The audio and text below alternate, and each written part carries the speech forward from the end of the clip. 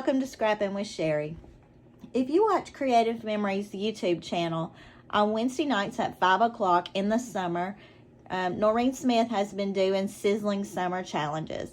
And Sizzling Summer 6 was probably one of my favorites because she cut strips out of several different pieces of paper and then used that to make a whole album. She called it a fast album formula, which was really cool. Now the strips were 3 inches, 2 inches, and 1 inch. And I went ahead and made these pages not knowing exactly what I was going to use them for. But this is all from the Painted Garden papers.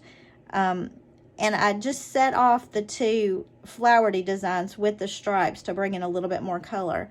But I love the Painted Garden because I like these watercolory backgrounds, and then I like the patterns to go with it. So many color options here to play with. Now, when I was doing the pages, again, I didn't really know what I was going to do with them, but I started pulling out some pictures of my granddaughter out in her little swing, and the pinks in here seem to go pretty well with this, and I like the greens. There's a little green in my stripe here. So I decided these would be the pictures I would use on this page. And I know some of you don't like to do pages in advance because it's just too hard to figure out where the picture should go. So I want to show you how I go about doing that. Now I'm going to pull one of the close-up pictures because this is what we're going to use for colors. When I'm looking at this, my initial thought on this is to use blue to mat the pictures in because her little outfit had the blue. So when I pull this, I love the way that looks on there. I really, really love it. I think the biggest problem I'm running into is there is no blue on here except a dusty blue in that stripe. And I just don't feel like that shows up enough to warrant matting in blue on this.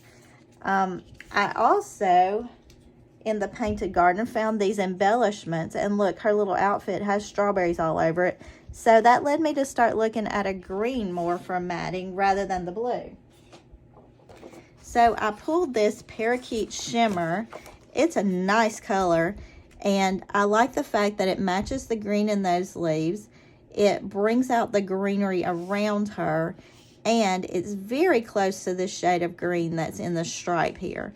So I'm thinking that's the way I want to go. Now, obviously, I have way too many pictures for this layout.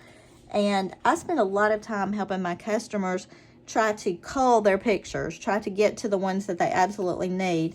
So I want to show you how I go about doing that. Now this one I love. I love that it's close up. I love that she's sucking her thumb. And look, some of my colors look different because she was further away, then she was closer up. And I like these where her skin tones look more true. So I love this expression. Now, this expression is really cute. The color is a little different, but that's a very definite possibly. This one, not a lot to that. I mean, she's smiling. You can see her full body in that, but don't have to use that. This one I think is precious because you can tell she's really having a good time there. This one, again, she's sucking her thumb, but I like her eyes better there. Another thumb sucker picture. This one is a lot further away, so unless I need a really small one, that's probably a no-go. Love this, where she's got her eyes closed and she's laughing. And you know, the laughing ones tend to be my favorites because she loves the swing. Here again is another one. You can see she's holding on because it's tickling her tummy when she goes back and forth. Not a great expression here. And then this one is very similar to that one. So in looking at all these pictures, we've already knocked out that many. Now, a lot of people would tell me, okay, you just need to go through and weed your pictures before you develop them. Well, you're probably right, but I just never know what kind of mood I'm going to be in when I actually start making my pages. So let's use our personal trimmer and crop some of these down and see what kind of space we're going to end up with. Now, I'm not trying to crop these to smithereens necessarily. You know, I want some facing in this way. I want some facing in this way. I like my pictures to face in towards the center of my page as much as possible. So those 4 are probably going to look good there. These 3 probably over here. I don't want to cover up all of my stripe. So let's go ahead and crop this one. Now, to me, a 4x4 size is just really nice. And I'm going to crop a lot of that ground because you can see it's really leafy and not a lot of color. And I'm going to keep a lot of the green. But that 4x4 size is such a nice size. This one, I obviously can't get that small, but I do have her whole body here and here, which I like.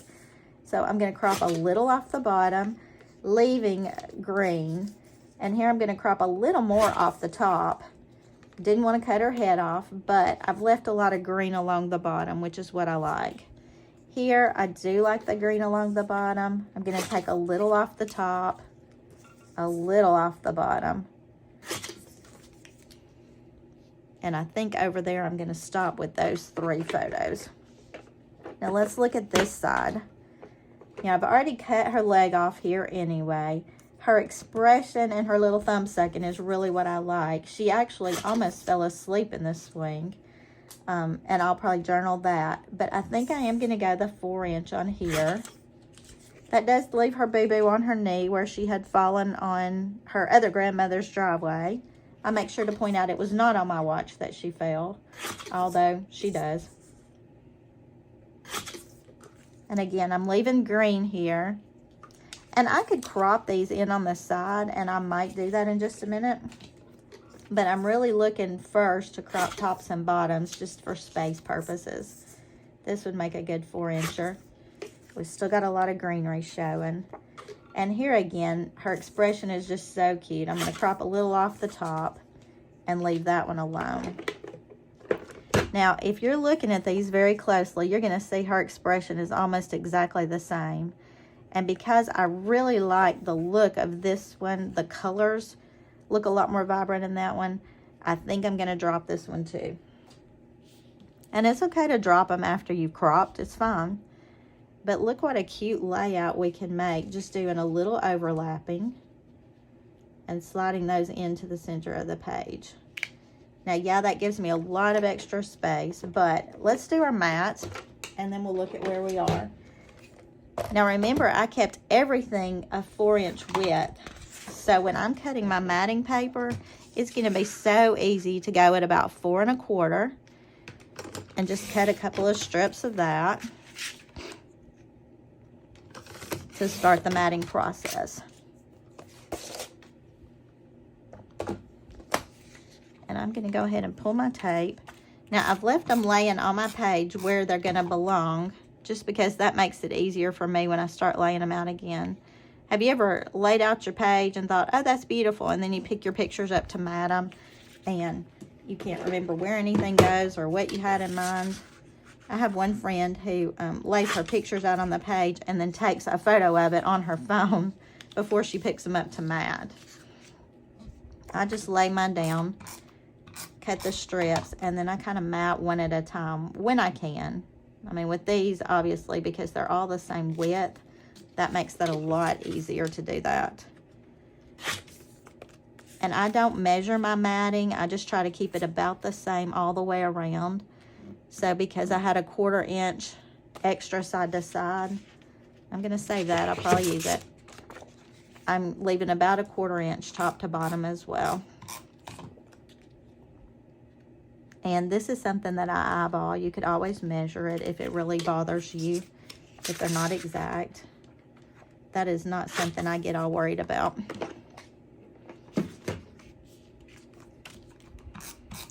And we'll just keep matting. We just got a couple more to go. Now, I know I've shown you this before, but I want to show you again because I love welding. It's just a great way to use up that extra paper and not leave you with a bunch of scraps. So I butted those two pieces of paper up together, and they were both 4 1/4 wide, and I just ran tape over it. And then here again, I'm going to put the tape on my photo as I normally would, and then just line my photo up on that just like I would if it was a full sheet. And then I'm going to trim that off.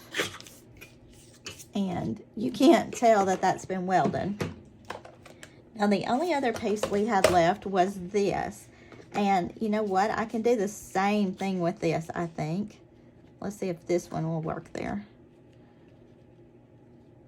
Just look at that. I love it when the welding works, because instead of having a bunch of little leftover pieces of scrap that I'm going to throw in the garbage, I have managed to use all of those scraps for this page.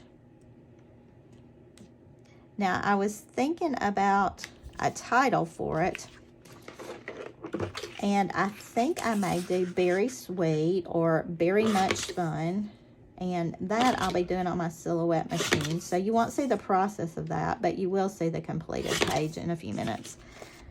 I just think if I can tie in my title to what I'm working on, that's a cute idea.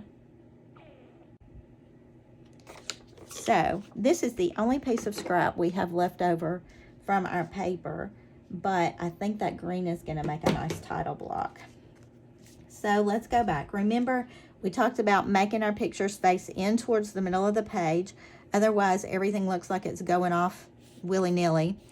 I am going to do some journaling on this, but my main goal right here is to cluster these pictures right into the center of this page.